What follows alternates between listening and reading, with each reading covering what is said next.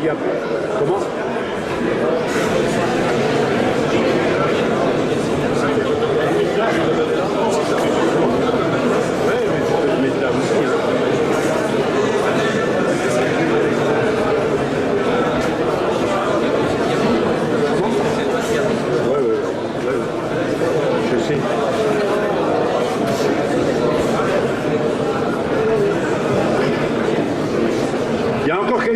Là.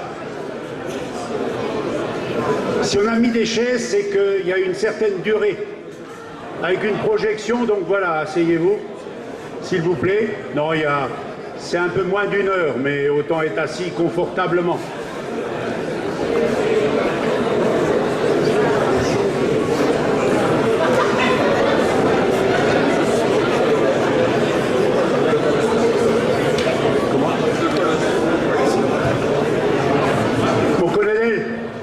Mon colonel, on a réservé des places pour vous.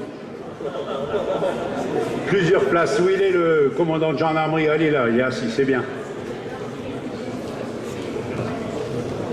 Monsieur Bagriot, allez. Faites pas le timide, il y a de la place devant là. Je vais parler de vous, donc autant que vous soyez devant.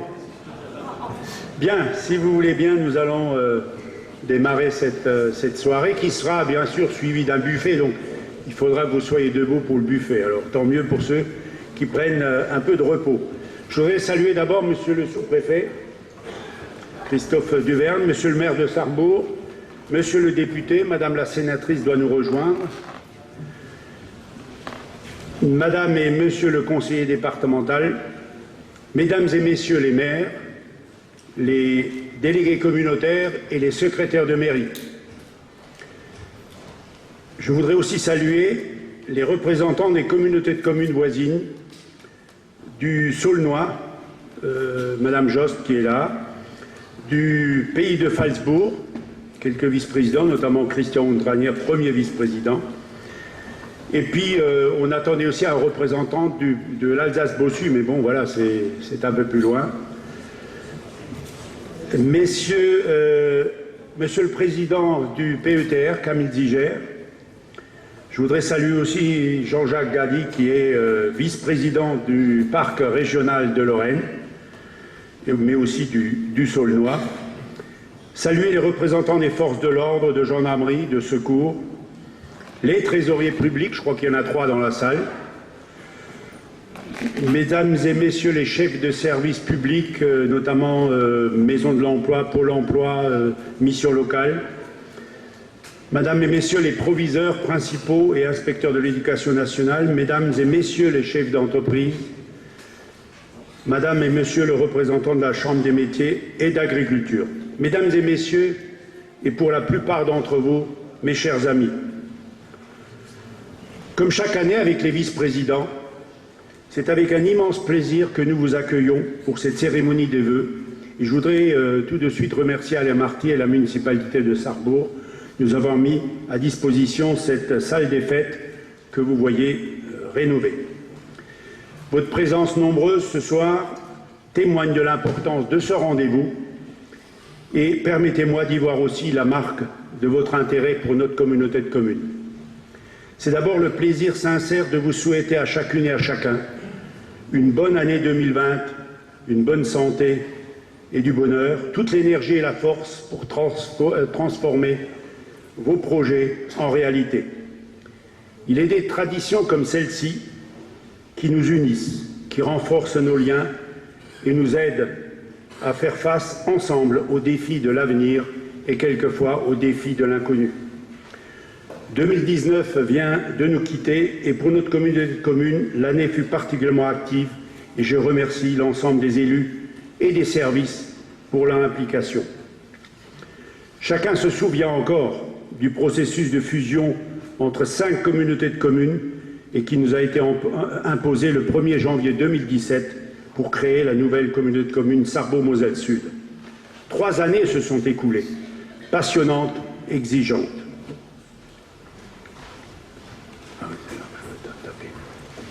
Ça marchait tout à l'heure, mais bon. C'est bon. c'est peut-être un peu loin, mais c'est un espace de collaboration de 76 communes, près de 47 000 habitants, une instance de décision composée de 107 délégués, un espace qui s'étend sur 832 km², dont la moitié est couverte de forêts. Il nous a fallu beaucoup d'énergie et de résilience. Bien sûr, une grande part de résignation pour nous organiser, pour mettre en place l'instance de gouvernance, pour l'affectation du personnel, pour l'harmonisation des compétences, pour l'harmonisation de la fiscalité. Et je crois que nous avons été efficaces. Mais ces questions d'organisation, si complexes soient-elles, et croyez-moi, elles l'étaient, en fait, n'étaient qu'un préalable, qu'une mise en bouche. L'essentiel tenait dans notre capacité à entreprendre rapidement, à accompagner de nouvelles dynamiques à l'échelle de ce nouvel espace de coopération, à construire des solidarités entre toutes les communes, de la plus petite à la plus grande, de celle de 14 comme celle de 12 300 habitants. Ce travail de fusion n'est certes pas encore tout à fait achevé, mais sur ce point, je crois que nous pouvons aussi nous comparer à une autre fusion, celle des 3 anciennes régions, une année plus tôt, donc en 2016, et à ma connaissance, la région Grand Est est toujours en cycle d'apprentissage. Vous le savez, 2020 est une année particulière. C'est une année électorale et nos propos en public se doivent de respecter certaines règles. C'est la raison pour laquelle, ce soir, mon discours se limitera au bilan des réalisations de 2019 et aux seuls projets de 2020 qui sont déjà engagés. Tout d'abord, un chiffre. C'est mon petit-fils là-bas qui réagit. Il reconnaît son papy. Bonsoir Victor et Arthur. D'abord un chiffre. En 2019, l'ensemble des 9 budgets agrégés de la communauté de communes ont porté sur plus de 66 millions d'euros, dont 29 millions d'investissements. Mon commandant, il y a également une place pour vous, là, à côté du colonel.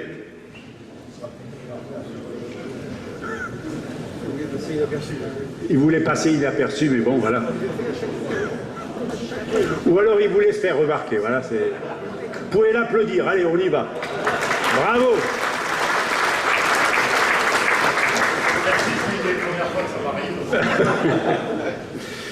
Donc, 29 millions d'investissements. Des investissements d'abord dans l'assainissement de nos communes, pour près de 7 millions d'euros, et qui ont notamment permis de régler le problème de traitement des eaux usées de Fénétrange, Niederstinzel, Foucré, Fribourg et Hellerin-les-Fénétranges. Les élus le savent. Le contexte est aujourd'hui particulièrement contraint par la nouvelle politique d'aide apportée par l'agence de l'eau Rhin-Meuse, et je pense que le mot d'aide est déjà superflu. Malgré cela, et avec l'objectif de ne pas augmenter les redevances, nous continuerons à investir. En 2020, 4 nouvelles communes seront concernées, Schneckenbusch, Hesse, Ermelange et Hémin. Et d'ici 2023, d'ici 3 ans, l'ensemble de nos communes devrait être assaini, ce qui est sans doute un exemple et une exemplarité par rapport à d'autres territoires. En 2019, nous avons également mené des travaux d'aménagement d'un pôle d'échange multimodal pour les réseaux de transport par train, bus ou vélo en gare de Sarrebourg et qui va être très prochainement enrichi par un service d'autopartage. Le déploiement du très haut débit suit également son cours. En 2019, la fibre Internet est arrivée dans 17 nouvelles communes desservies par les nœuds de raccordement implantés à Desselin et à Réchicourt, avec 3000 prises individuelles. Depuis 2017, 10 400 prises ont déjà été installées. En fin 2020, le chantier devrait toucher à sa fin, avec la desserte des communes desservies par les plaques de Harberg et de Bedborn, et puis surtout la plaque Sarrebourg, Edimbulle et Saratroff, le tout pour 15 600 prises supplémentaires. Au final, ce déploiement d'environ 25 000 prises Internet devrait coûter 10 400 000 € à la communauté de communes, sous forme de participation au syndicat mixte Moselle Fibre créé par le département de la Moselle. Mais dans la foulée, il nous faudra aussi assurer la reprise et la mise en conformité du réseau initial de l'ancienne communauté de communes des Deux-Sarres, avec 4 200 prises au total, afin que l'accès et les services offerts par la fibre soient identiques sur l'ensemble du territoire. Mais aujourd'hui, et probablement plus encore demain, la communication numérique dominera les échanges dans tous les domaines. Et la mise en place du très haut débit est un enjeu majeur, comme sans doute ce fut le cas au début du XIXe siècle pour l'arrivée du chemin de fer ou encore de l'électricité au début du XXe. Toujours en 2019, nous avons aussi finalisé la réalisation de 2 pistes cyclables entre Herzin et Hesse sur 8 km et entre Mousset et Lagarde sur 3 km. Bien entendu, la compétence économique fait chaque année l'objet de nouveaux travaux d'aménagement pour maintenir notre capacité à accueillir de nouvelles activités.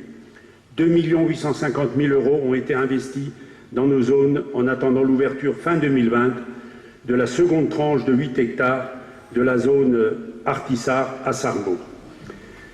Mais bien entendu, dans ce chapitre, 2019 aura été une année à marquer d'une belle étoile, avec l'arrivée et l'inauguration, surtout le 22 novembre 2019, du pôle logistique et du siège de Norma France, un magnifique complexe qui emploie 180 personnes, une belle opération pour tout le pays de Sarrebourg. Encore merci à vous, Madame la Directrice Générale, Madame Auerswald, pour avoir choisi Sarrebourg, et tous nos vœux de réussite vous accompagnent dans ce début d'année. Vous avez pu mesurer par vous-même, vous et vos collaborateurs, le rôle déterminant de notre communauté de communes dans l'accompagnement de votre projet d'entreprise, parce que l'intercommunalité est le niveau pertinent, la bonne proximité pour traiter le développement économique. Et dans ce contexte, il nous paraissait judicieux, dans la suite de la fusion, de mesurer notre réel potentiel économique, sa stabilité, sa viabilité et notre positionnement au sein de la grande région. L'analyse a été réalisée sur ces 20 dernières années par la région en 2018, au titre du programme régional des territoires pilotes sur lequel nous étions sélectionnés. Et l'étude fait apparaître une situation contrastée du territoire de Sarrebourg-Moselle-Sud. Une nette érosion du secteur d'activité productrice concurrentielle, c'est-à-dire l'industrie. La grande récession économique, en fait, entamée en 2000, a été brutalement ressentie localement. Et il est vrai que le bassin d'emploi du sud mosellan a traversé une mauvaise passe. Et chacun se rappelle notamment encore de la fermeture de Bata en 2001. C'était un drame social et humain pour tout le territoire. Heureusement, dans la même période, dans les 20 dernières années, nous pouvons constater une forte hausse du nombre d'emplois créés dans ce qu'on appelle la sphère résidentielle, c'est-à-dire les emplois créés par une tendance des populations locales à consommer localement. Cela s'appelle l'effet local et qui représente aujourd'hui près de 30% des emplois du territoire, principalement bien sûr dans le commerce, les services et l'immobilier, et il est vrai que nous connaissons un taux d'évasion commerciale très faible. En fait, la mobilité accrue des ménages aujourd'hui est un nouvel atout pour le milieu rural. Beaucoup de citadins préfèrent aujourd'hui habiter en milieu rural, à condition de toute façon, bien entendu, que vous ayez des infrastructures de transport en rapport avec leurs besoins. Ainsi, chaque jour, 5400 habitants de notre territoire, 5400 habitants, se déplacent par la route ou par le train, lorsqu'ils circulent, à Metz, Nancy et, pour plus de la moitié, à Strasbourg. Pour y travailler, on appelle cela des pendulaires ou des navetteurs.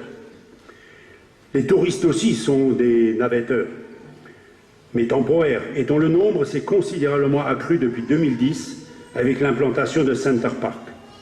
Bien entendu, l'effet inverse existe aussi.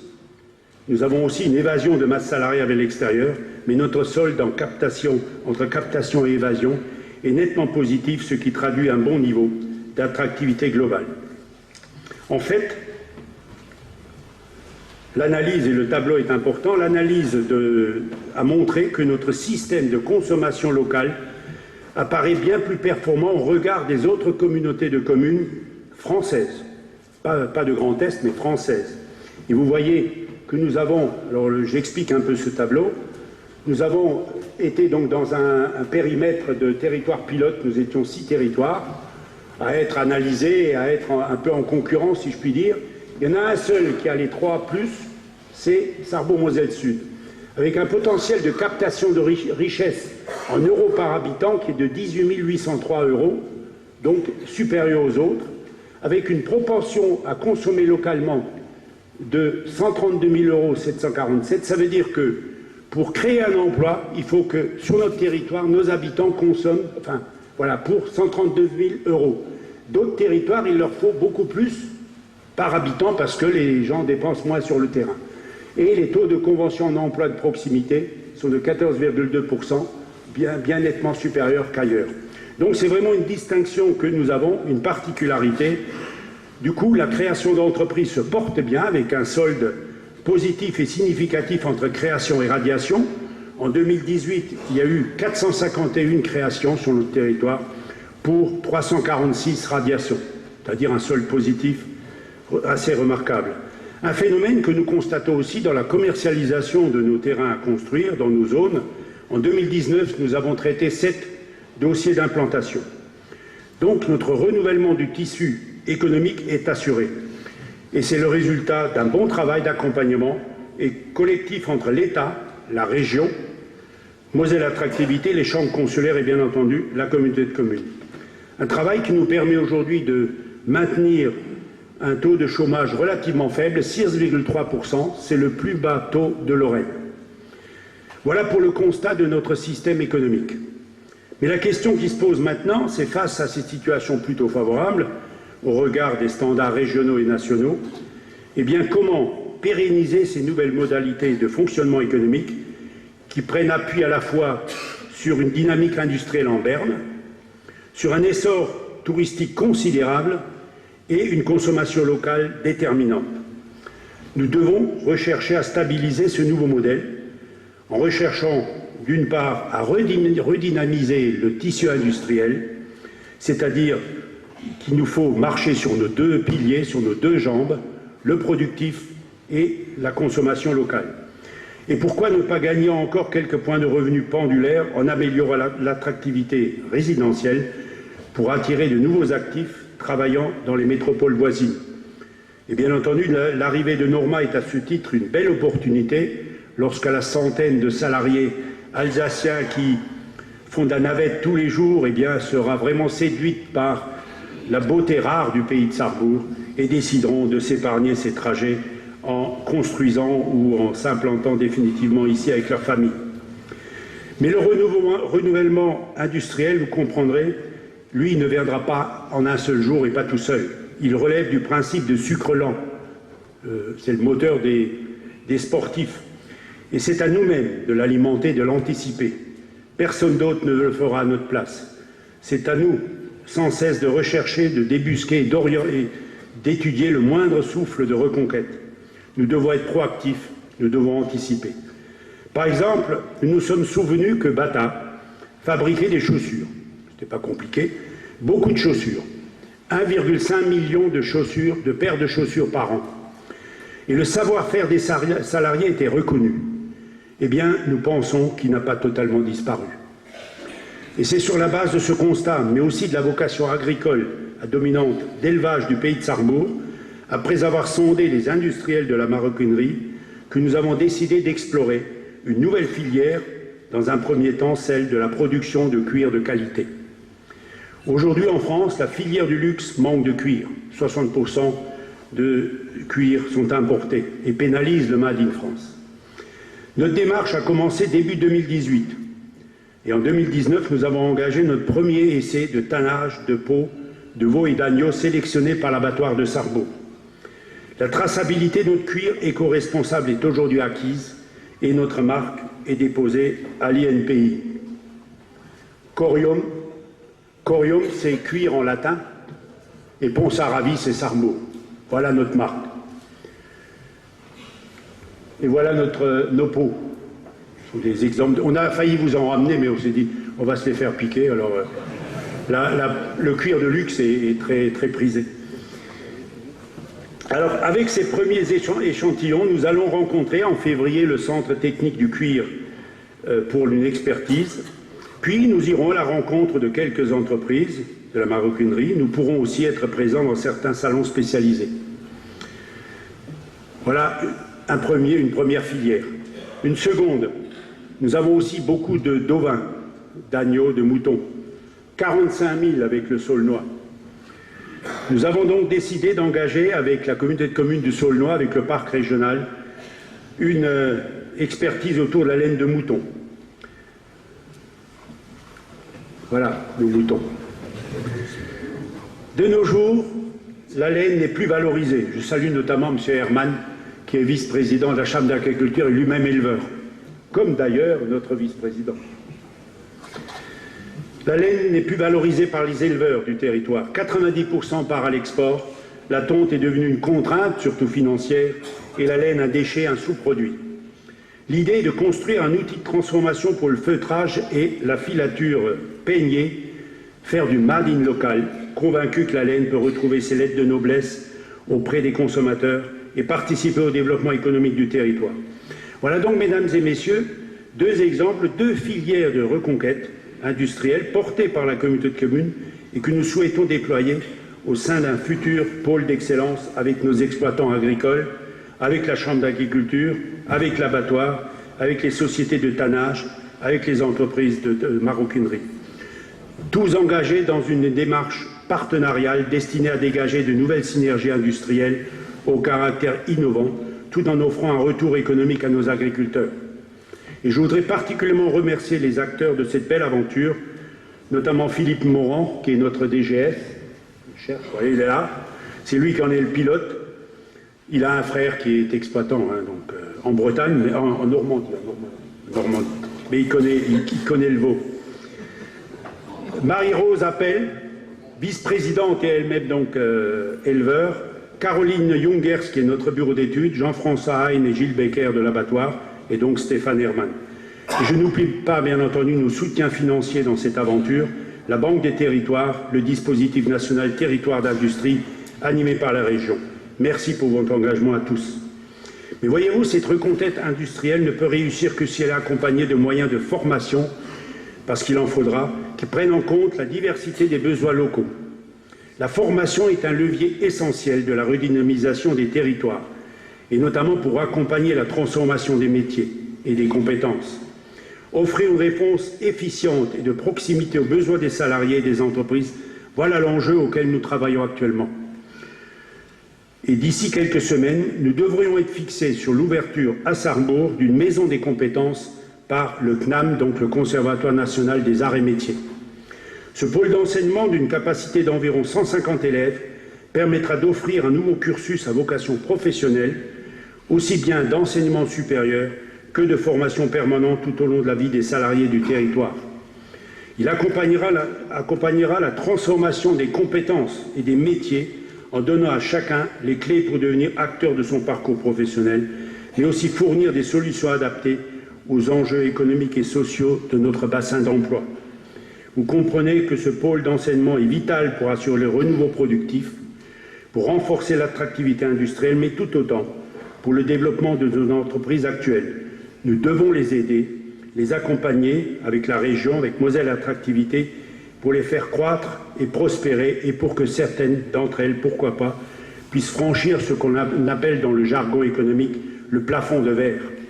Nous devons les accompagner vers les nouveaux modèles de production, vers le concept d'usine intelligente qui tire parti des technologies de l'Internet des objets. Nous avons besoin ici de PME plus fortes et plus innovantes.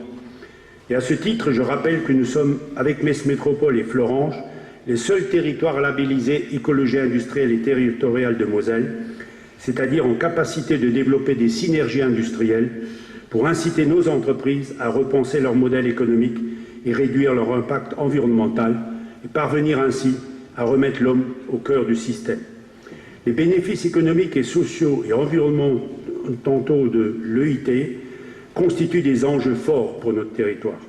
Et c'est dans le cadre de cette action de développement durable que nous organisons le 31 janvier prochain à 14h30 à Cinessart, je reviens en arrière, nous organisons un événement sous forme d'une grande conférence ouverte à tous les acteurs économiques du sud mosellan, voire au-delà. Le thème abordé, ressources, énergie, climat, quelles perspectives pour mon entreprise.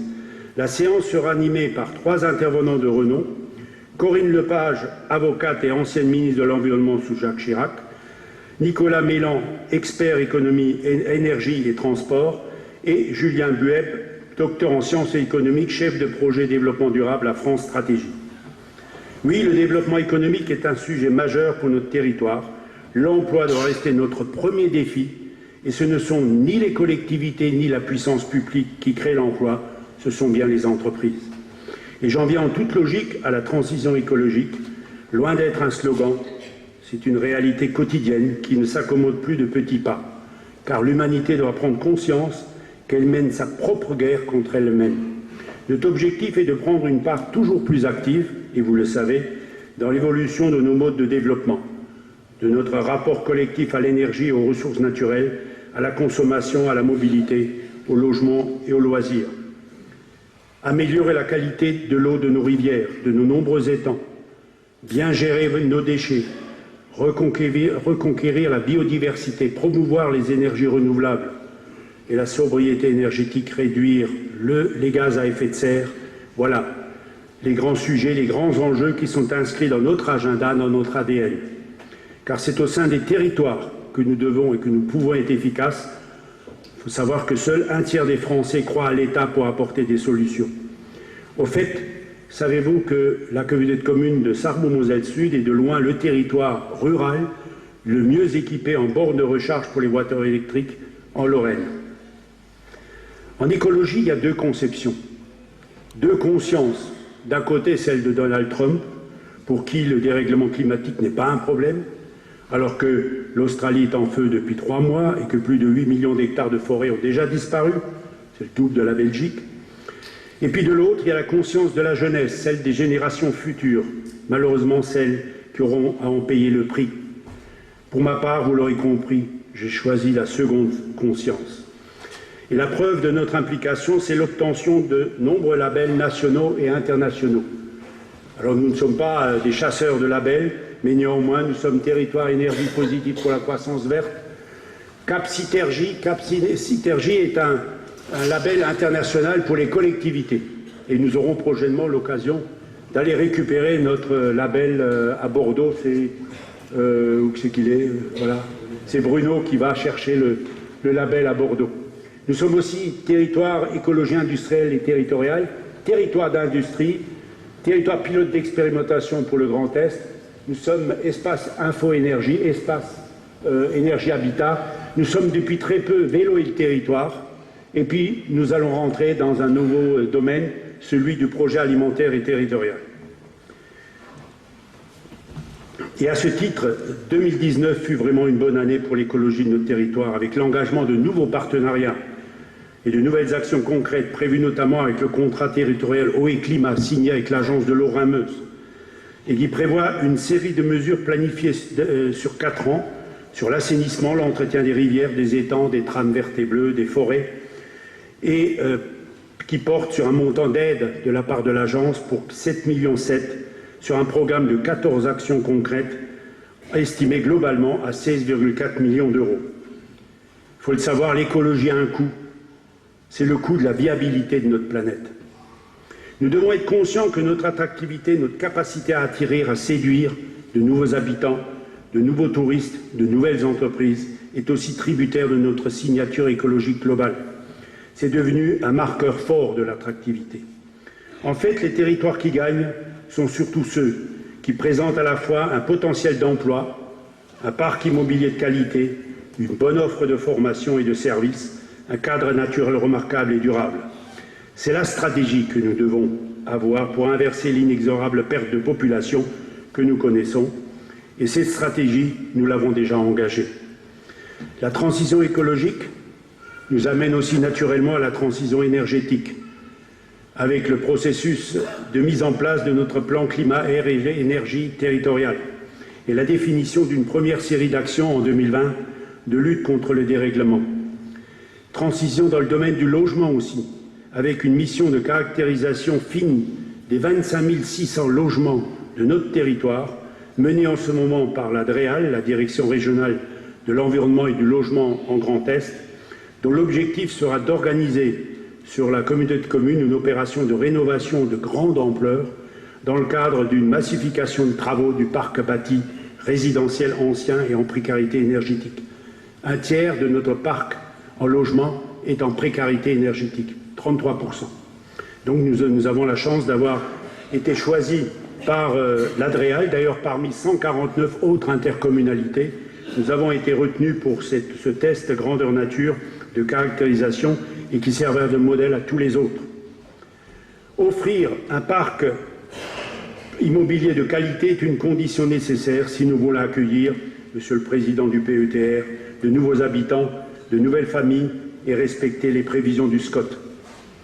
Il est clair que si un territoire se développe mieux qu'un autre, c'est qu'il a compris les grands enjeux avant les autres, il a su anticiper. Et parmi ces enjeux, il y a aussi le patrimoine ancien.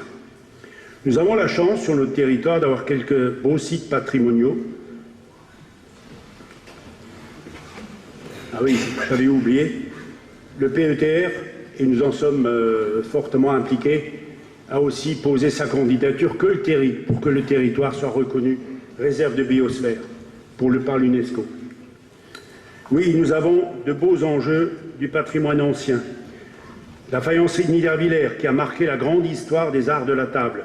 De gros travaux y sont engagés, d'abord pour la démolition de 10 000 m² de bâtiments dégradés et depuis 2018 pour la restauration des 2 bâtiments datant du XVIIIe siècle qui entourent la cour d'honneur, le bâtiment principal que vous voyez sur la diapo et la conciergerie.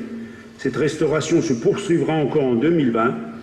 Le PFL assure le rôle, l'établissement public foncier lorrain assure le rôle de maître d'ouvrage et apporte à ce titre 80% des 4,8 millions d'euros de financement. Et dès à présent, nous travaillons sur le devenir du site. Réhabiliter le bâtiment est une chose, le faire vivre en est une autre, avec sans doute un espace muséographique, bien sûr sur la faïence, mais également le retour d'un atelier manufacturé. Et je salue, je crois que Denis Méry est parmi nous. Il est là. Voilà, il est là. Bonsoir. Expert dans le domaine de la céramique, qui a travaillé à Niederviller et qui nous accompagne dans cette démarche.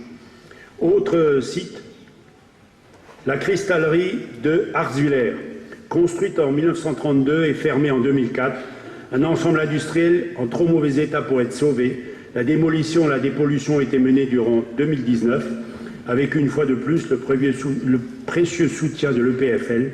Le terrain libéré pourra maintenant accueillir de nouvelles activités. Coût de la démolition, 2 millions d'euros, dont 100 000 à notre charge. Et puis, il y a Batavill. Batavill, un grand complexe industriel avec sa cité ouvrière construit en 1931, fermé en 2001, pour lequel, avec l'EPFL, nous sommes engagés dans une étude de revitalisation du site et qui devrait livrer ses premières conclusions le mois prochain, avec, nous l'espérons, la possibilité potentielle de nouvelles activités. Et puis, il y a le château de Fénétrange, dont l'origine remonte au XVIe et au XVIIIe siècle, un patrimoine reconnu comme un élément remarquable et rare en région Grand Est, et qui fait également l'objet d'une étude de restauration à finalité culturelle et touristique. Notre contribution à la conservation et à la valorisation du patrimoine, et qui a marqué l'histoire industrielle et culturelle de notre territoire, est essentielle. Préserver cet héritage, c'est aussi renforcer notre attractivité touristique. L'attractivité touristique, c'est une compétence qui s'est enrichie l'an passé avec la création d'une marque, d'une identité. Ah non, là, c'est pas bon. Voilà. D'une identité commune à tous les acteurs du tourisme. Pays de Sarrebourg, émotion nature. Il est vrai que depuis l'ouverture de Center Park en 2010, je souhaite un bon anniversaire au parc de Sainte-Croix pour son 10e anniversaire et à son directeur. Center Park, pardon, parce que je vais arriver au Sainte-Croix. Excusez, monsieur le directeur. J'avais déjà jumelé et associé. Le pays de Sarrebourg est devenu depuis 2010 une grande destination touristique. Et naturellement, Center Park a servi de révélateur et d'accélérateur pour le développement d'autres sites majeurs, tels que Sainte-Croix, qui fêtera ses 40 ans cette année et qui a étendu l'an passé son domaine sur 8,5 hectares de terrain à la conquête des terres sauvages d'Amérique. Développement aussi à Mittersheim, à Langat, au train forestier d'Abrechwiller, à Saint-Quirin, à Fénétrange, et puis bien sûr sur le canal de la Sarre. J'aurais encore voulu vous parler ce soir d'autres enjeux pour lesquels il faudra nous mobiliser. Par exemple, l'accès aux services publics. Tant il est vrai qu'il vaut mieux aujourd'hui être jeune et habiter dans une grande ville que âgé et habiter en milieu rural. Dans nos petites communes, c'est la disette. L'inégalité administrative, car depuis 20 ans, sous la pression d'une fausse rigueur financière, l'État ferme ou réduit ses services, en confiant la mission aux collectivités qu'elle a dépouillées par ailleurs de ses moyens. Le cocktail est devenu particulièrement complexe dans les domaines de la scolarité, du service postal, du transport ou de l'accès aux soins. L'accès aux soins, un autre sujet de préoccupation essentiel, car les inégalités d'accès aux soins ne cessent de se creuser, avec le sentiment d'une fracture entre certains secteurs de notre territoire.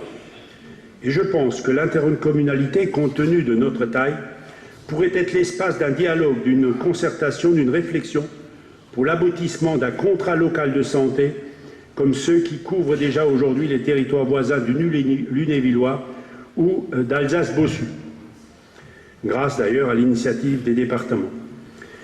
Et une bonne santé passe aussi par une bonne alimentation. Le pays de Sarrebourg et son voisin du Saulnois disposent d'atouts indéniables pour organiser à son échelle un écosystème entre producteurs et consommateurs, et tendre ainsi vers plus d'autonomie alimentaire. Le défi est de généraliser l'accessibilité de tous à une alimentation de qualité, à commencer par la consommation bien plus importante de produits locaux. Il faut savoir que le modèle productif et de distribution actuel est en contradiction totale avec les enjeux du développement durable. Il est trop intensif, mondialisé, standardisé. Bien entendu, cela pose la question de la diversification de la production agricole et nous engageons dans les prochaines semaines une réflexion dans le cadre de la mise en place d'un plan alimentaire territorial. Comme vous le voyez, mesdames et messieurs, notre nouvelle communauté de communes, créée voilà seulement 3 ans, est au travail, au service de son territoire. Un territoire qui a de vraies marges de manœuvre, de richesse, de croissance et de destin. Et aujourd'hui, notre jeune collectivité occupe tout à fait son rang au titre des intercommunalités qui comptent dans le Grand Est. Pour preuve, la fréquence des sollicitations dont nous faisons régulièrement l'objet de la part de l'État, de ses services, de l'ADEME, de la région, de l'ADREAL, en tant que territoire pilote. Oui, la CCSMS est surtout une intercommunalité de projet.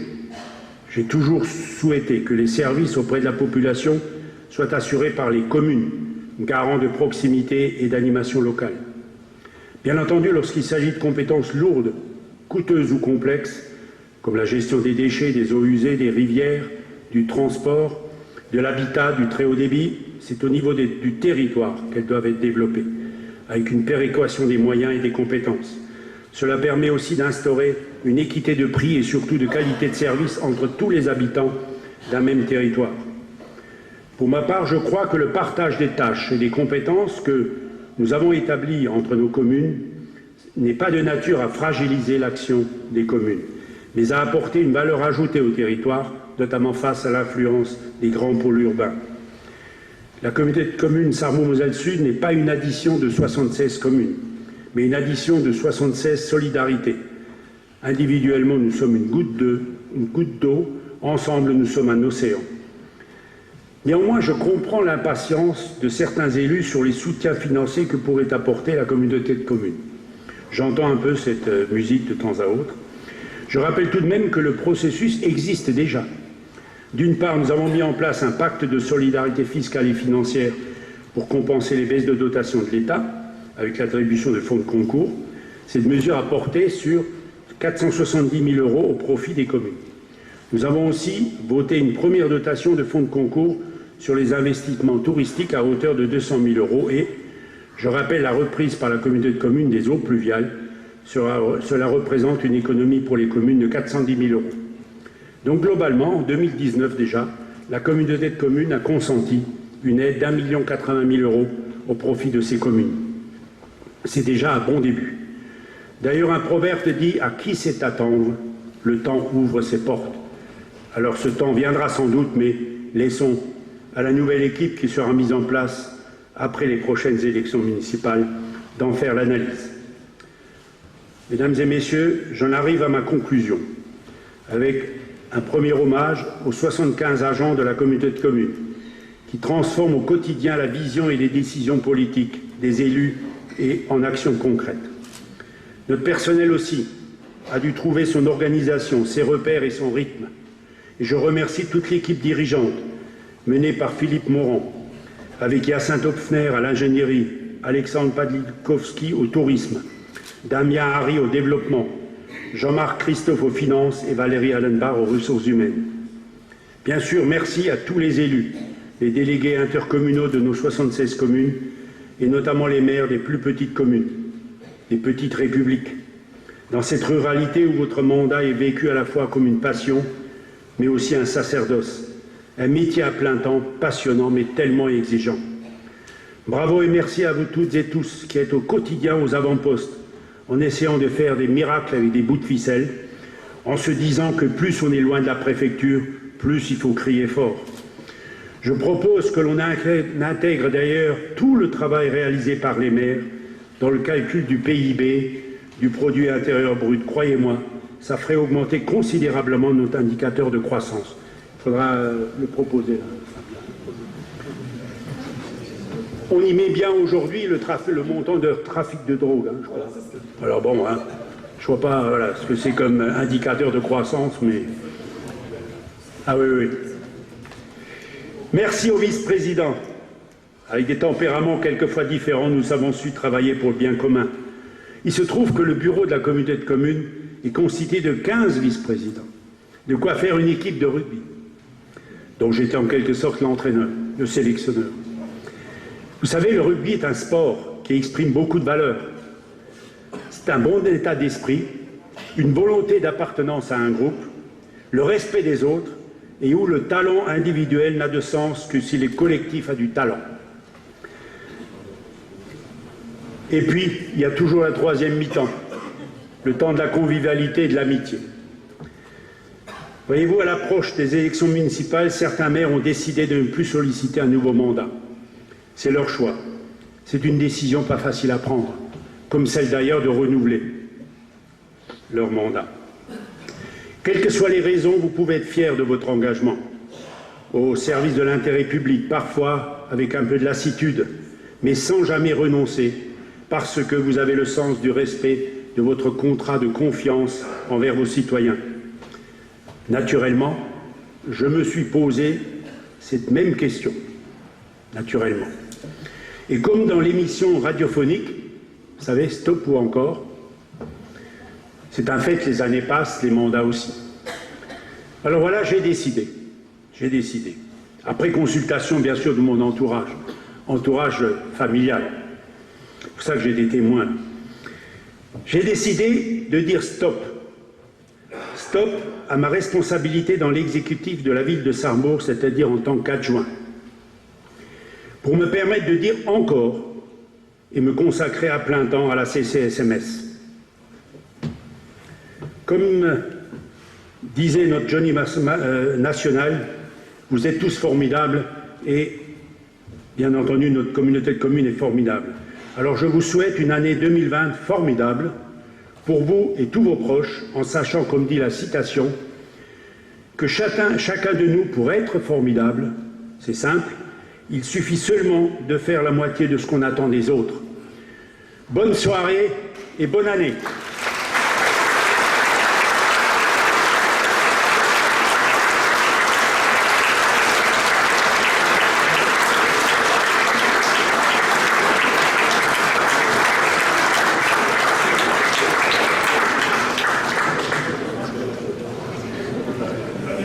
J'avais oublié.